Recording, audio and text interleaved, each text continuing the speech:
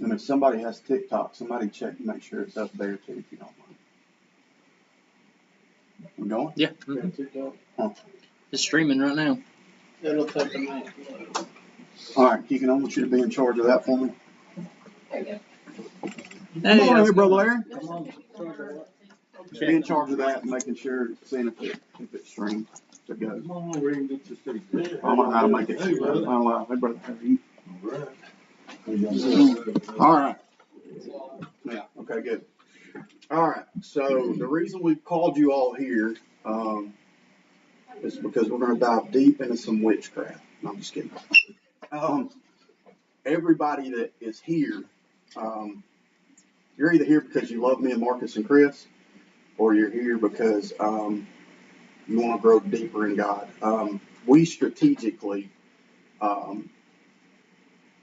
put the men here that are here.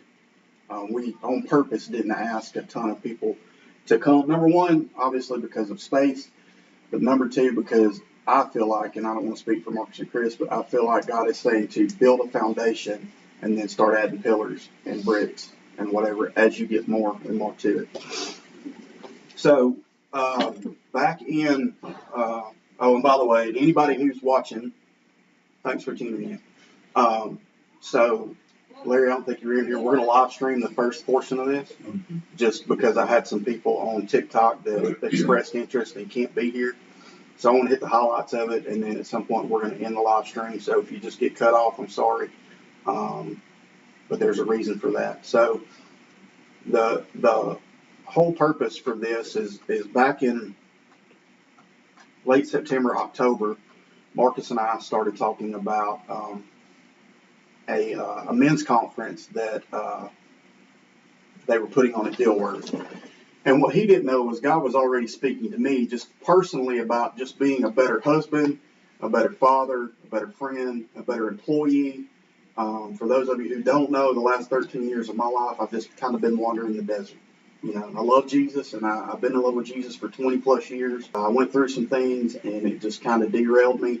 I don't think I would have went to hell had I died in that moment, but I do think that I prevented God from using me in a lot of ways over those years, you know, and I'm regretful for that, but I also have learned a lot, and it's almost like in about October, I just woke up from a bad dream. Can't explain it.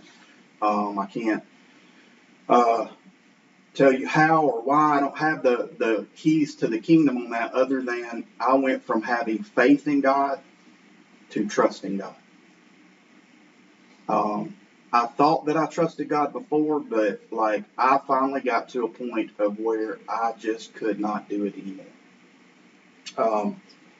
Do me a favor, Chris.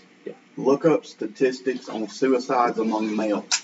Doesn't have to be a certain age demographic, just suicides in America among males for me. Look up that statistic. So in all of that, that's where I was. My son's sitting in the room, and I don't really like to talk about this in front of him, but I was having thoughts on the daily of, Lord, just take me home. Everybody would be better off if I weren't here. I'm tired of living. I'm tired of struggling. And the crazy thing about it, if you look around, I'm pretty freaking blessed. You know what I'm saying? Now, outside looking in, I mean, you never know what a house looks like on the inside. But when I say what my outward life looks like, my inward life looks like that too. I have zero to complain about.